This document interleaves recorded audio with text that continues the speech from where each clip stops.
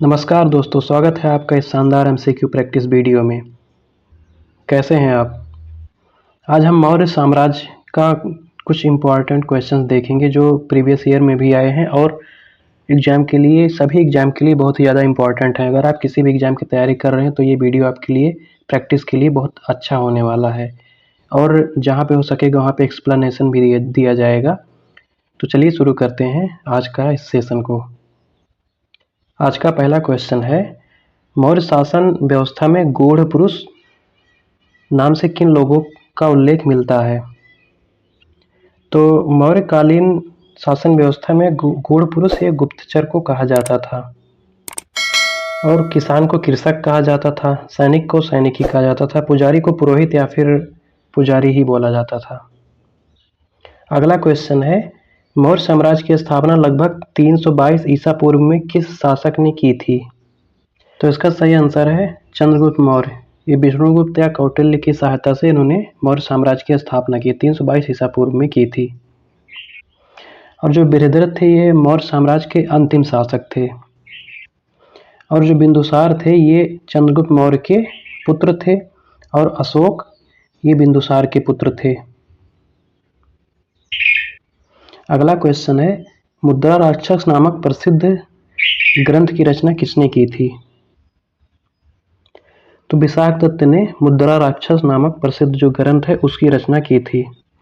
और जो ये मेगास्थनीज थे ये यूनानी राजदूत थे, सेल्यूकस निकेटर के यूनानी राजदूत थे और इन्होंने इंडिका नामक एक पुस्तक लिखा था जिसमें मौर्य काल के भारत का वर्णन इन्होंने किया है। कौटिल्य इनका नाम विष्णुगुप्त या चाणक्य के नाम से, इन्होंने मौर्य साम्राज्य की स्थापना में चंद्रगुप्त मौर्य का साथ दिया था।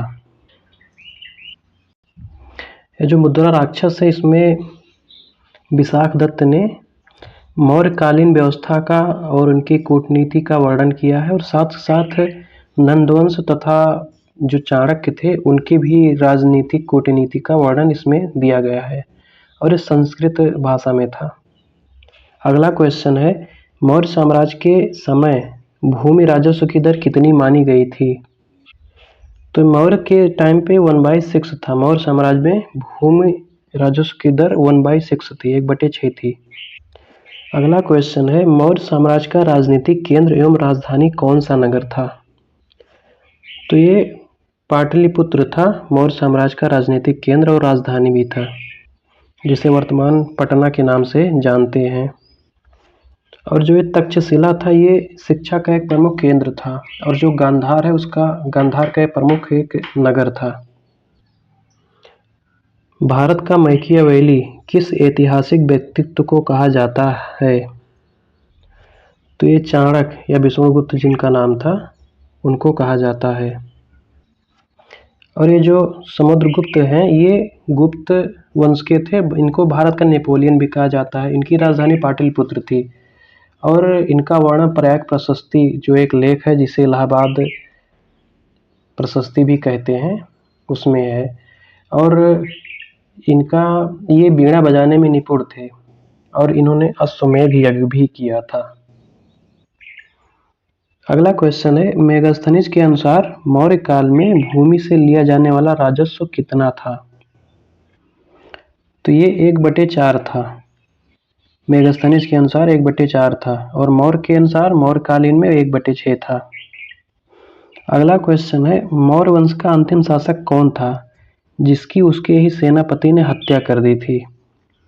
तो ये मौर्य साम्राज्य का अंतिम शासक बृहद्रथ था जिसकी हत्या उसके ही मंत्री पुष्यमित्र शुंग ने की थी और इसके बाद उन्होंने शुंग वंश की स्थापना की। और ये जो कुलाट थे ये अशोक के पुत्र थे और ये कहा जाता है कि कभी सिंहासन पर बैठे ही नहीं थे। और जो संप्रति हैं ये कुलाट के इनके पुत्र थे, ये गद्दी पर बैठे थे और ये जैन धर्म के संरक्षक भी थे। और जो दशरथ हैं ये अशोक के पौत्र थे और इन्होंने आजीविकाओं को रहने के लिए गुफा दान में की थी नागार्जुन पहाड़ी पे। अगला क्वेश्चन है, मौर्यकालीन प्रशासन में तीर्थ शब्द का संबंध किससे था? तो इसका संबंध प्रशासनिक विभागों अधिकारियों से था, जिसे तीर्थ के नाम से भी जाना जाता था, और गुप्तचरों को गूढ़ पुरुष भी कहा जाता था। अगला क्वेश्चन है, मौर्य साम्राज्य अपने सर्वाधिक विस्तार और उत्कर्ष पर किस शासक के समय पहुंचा था? तो ये अशोक के समय पे मौर्य साम्राज्य अपने विस्तार चरम पर था, और अशोक के बाद धीरे धीरे मौर्य साम्राज्य का पतन होना शुरू हो गया था। पुष्यमित्र शुंग वंश के संस्थापक थे, जो मौर्य काल के अंतिम शासक वीरभद्र थे, उनकी हत्या करके शुंग वंश की स्थापना की थी। और जो चंद्रगुप्त मौर्य हैं, ये मौर्य वंश के संस्थापक थे, और बिंदुसार इनके पुत्र थे। तो इसका सही आंसर है अशोक। अगला क्वेश्चन है, राज्य के सप्तांग सिद्धांत का वर्णन अर्थशास्त्र के किस अधिकरण में मिलता है? तो ये जो 6वां अधिकरण है उसमें मिलता है। और ये सप्तांग सिद्धांत है क्या? ये चलो देखते हैं। 7 सिद्धांत हैं, अब इसके बारे में देखते हैं क्या है ये। तो सप्तांग सिद्धांत जो चाणक्य या कौटिल्य थे, उनका जो अर्थशास्त्र, उनकी जो पुस्तक था, उसी में ये चीज़ वर्णित था। इसमें क्या था कि जो उनके स्वामी, जो राजा होते थे, वो राज्य का सर्वोच्च शासक और नेतृत्व करता होते थे, और अमात्य उनके मंत्री या अधिकारी होते थे। प्रशासन चलाने वाले योग्य मंत्री और अधिकारी को कहते थे। और जो जनपद होता है, जो राज्य का क्षेत्र होता था, इसमें भूमि, प्राकृतिक संसाधन तथा उस क्षेत्र में रहने वाली प्रजा शामिल थी। और जो दुर्ग होता था, जिसे किला कहते थे, दुर्ग ये सुरक्षित राजधानी की एक सिंबल होता था, जैसे कि बाहरी आक्रमणों से राज्य से रक्षा के लिए दुर्ग का निर्माण करते थे। कोष होता राजकीय खजाना, राज्य की आर्थिक शक्ति और राजस्व का आधार होता था। दंड सैन्य या सेना शक्ति, ये आंतरिक व्यवस्था और बाहरी शत्रुओं से सुरक्षा के लिए होता था। मित्र राज्य, जैसे दूसरे राज्यों के साथ सहयोग और सुरक्षा संबंध होता था। तो यही है सप्तांग सिद्धांत, जो कि विष्णुगुप्त या कौटिल्य के अर्थशास्त्र में वर्णित है इसके बारे में। अगला क्वेश्चन है, मौर्य काल में प्रचलित चांदी की राजकीय मुद्रा को किस नाम से जाना जाता था? तो इसको पर्ण के नाम से जाना जाता था। ये जो टंका होता था, ये मध्यकालीन मुद्रा है। ये जनरली दिल्ली सल्तनत में चलता था। और जो दिनार है, ये गुप्त काल का है। ये सोने की मुद्रा होती है। अगला क्वेश्चन है, जूनागढ़ अभिलेख किस शासक से संबंधित है, जिसे मौर्य इतिहास में प्रमुख स्रोतों में गिना जाता है? तो जूनागढ़ अभिलेख ये रुद्रदामन जो है, उनसे संबंधित है। जो जूनागढ़ अभिलेख है, संस्कृत में लिखा सबसे बड़ा अभिलेख है। और जो खारबेल है, इनका अभिलेख हाथी गुम्फा अभिलेख में है। अगला क्वेश्चन है, अर्थशास्त्र के अनुसार कोश किससे संबंधित है? तो ये कोश मतलब धन से ही संबंधित है। और जो दुर्ग होता है, ये आंतरिक सुरक्षा का प्रतीक है। ये जनपद, जिला है। अगला क्वेश्चन है, मौर्य साम्राज्य का कुल शासनकाल लगभग कितने वर्षों का माना जाता है? तो मौर्य साम्राज्य 137 वर्ष का माना जाता है। अगला क्वेश्चन है, अर्थशास्त्र में शूद्रों के लिए किस शब्द का प्रयोग मिलता है? तो अर्थशास्त्र में शूद्रों को आर्य शब्द के नाम से जाना जाता है। और जो म्लेच्छ होते हैं, ये ऐसे समाज से होते हैं जिनका कोई समाज नहीं होता है। दास मतलब जो दास होते थे राज दरबार में, उनकी सेवा सत्कार के लिए, राज दरबार के लिए, तो दास होते थे। अगला क्वेश्चन है, इंडिका नामक जो ग्रंथ है, उसके लेखक कौन थे, जिन्होंने मौर्यकालीन भारत का वर्णन किया है? तो इंडिका को मेगास्थनीज ने लिखा था। जिन्होंने मौर्यकालीन भारत का वर्णन किया है अपनी पुस्तक इंडिका में। अगला क्वेश्चन है, सप्तांग सिद्धांत में राज्य के उस महत्वपूर्ण अंग को क्या कहा गया है, जिसके बिना शासन का संचालन संभव नहीं माना गया है? तो इसे अमात्य बोला गया है। अमात्य मतलब उच्च अधिकारी या मंत्री उनके होते थे, जो राज्य के संचालन में जिसके बिना संभव ही नहीं है। और जो दुर्ग होता था, ये बाहरी और आंतरिक सुरक्षा के लिए होता था, उनका सिंबल है। अगला क्वेश्चन है, मौर्यकालीन इतिहास की जानकारी प्राप्त करने के लिए निम्न में से किस पुराण को महत्वपूर्ण माना जाता है? तो ये विष्णु पुराण को महत्वपूर्ण माना जाता है मौर्यकालीन इतिहास की जानकारी प्राप्त करने के लिए। अग्नि पुराण को विश्वकोशीय पुराण भी कहते हैं और इसमें अग्निदेव और ऋषि वशिष्ठ के संवाद का वर्णन है। और अग्नि पुराण में धर्म, राजनीति, वास्तुशास्त्र, आयुर्वेद, ज्योतिषी, व्याकरण, काव्य, युद्ध कला, इन सब का वर्णन है। और जो विष्णु पुराण है, इसमें जो प्रमुख देवता इनको विष्णु को माना जाता है और इसमें सृष्टि, वंशावली, राजवंश, इन सभी का वर्णन है। और इसमें सूर्यवंश और चंद्रवंश की भी जो वंशावली है, इसका भी वर्णन है। जो मत्स्य पुराण है, इसमें ये मत्स्य अवतार से संबंधित है। इसमें मनु व मत्स्य के अवतार की कथा मिलती है और इसमें राजवंश, तीर्थ, मंदिर निर्माण, वास्तुकला, मूर्तिकला, इन सभी का भी वर्णन है इसमें। और जो वायु पुराण है, ये प्राचीन पुराणों में काफ़ी महत्वपूर्ण है। इसमें भूगोल से रिलेटेड वंशावली और राजवंशों से संबंधित चीज़ें मिलती हैं और इसमें मौर्य वंश, शुंग वंश, कण्व वंश आदि राजवंश की भी जानकारी वायु पुराण में मिलती है।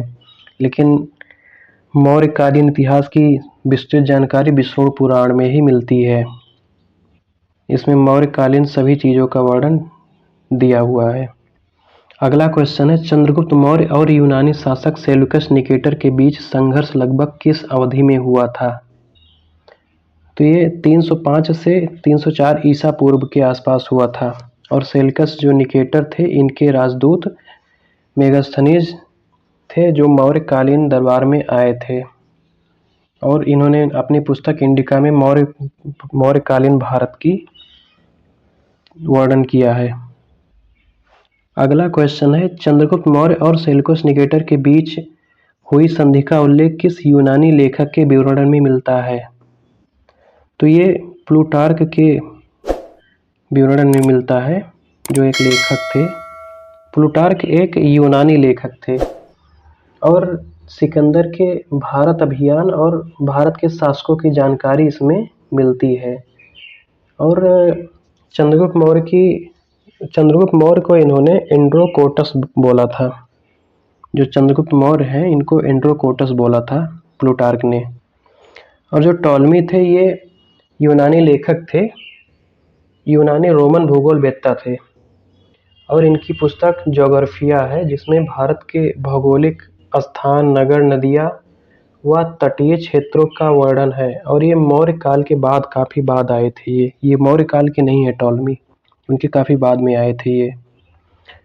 हेरोडोटस ये फादर ऑफ हिस्ट्री, इतिहास के जनक कहे जाते हैं।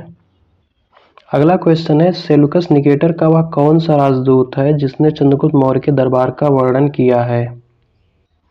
तो ये मेगास्थनीज ने अपनी पुस्तक इंडिका में चंद्रगुप्त मौर्य के दरबार का वर्णन किया है। और जो चंद्रगुप्त मौर्य हैं, चंद्रगुप्त मौर्य को प्रथम भारतीय साम्राज्य का संस्थापक कहा जाता है, चंद्रगुप्त मौर्य को। अगला क्वेश्चन है, यूनानी लेखक प्लूटार्क के अनुसार चंद्रगुप्त मौर्य की सेना की अनुमानित संख्या कितनी थी? तो इनकी अनुमानित संख्या 6 लाख के आसपास थी, जिसमें पैदल सेना, घुड़सवार, हाथी, रथ ये सब भी शामिल थे। सब मिला के लगभग 6 लाख के आसपास थे। अगला क्वेश्चन है, परंपरा के अनुसार चंद्रगुप्त मौर्य ने अपने जीवन के अंतिम समय में किस स्थान पर जैन पद्धति से संन्यास पूर्वक जीवन समाप्त किया था? तो ये श्रवणबेलगोला जो है कर्नाटक में, यहाँ पे इन्होंने संलेखना या संथारा विधि से धीरे धीरे अन्न जल का धीरे धीरे त्याग करके इन्होंने संन्यास पूर्वक जीवन को समाप्त किया था। तो ये संलेखना या संथारा विधि से होता था। तो दोस्तों, आज हमने ये कुछ 25 क्वेश्चन देखे हैं जो कि प्रीवियस ईयर में आए भी हैं और काफ़ी इम्पोर्टेंट भी हैं एग्ज़ाम के लिए और आगे के लिए भी जो भी एग्ज़ाम्स हैं उनकी प्रैक्टिस के लिए ये सेशन बहुत ही ज़्यादा इम्पोर्टेंट है। तो अगर आपको वीडियो अच्छा लगा तो चैनल को लाइक करो, सब्सक्राइब करो और आने वाले और हमारे सेशन के साथ ऐसे ही बने रहो। तो चलो मिलते हैं अगले वीडियो में।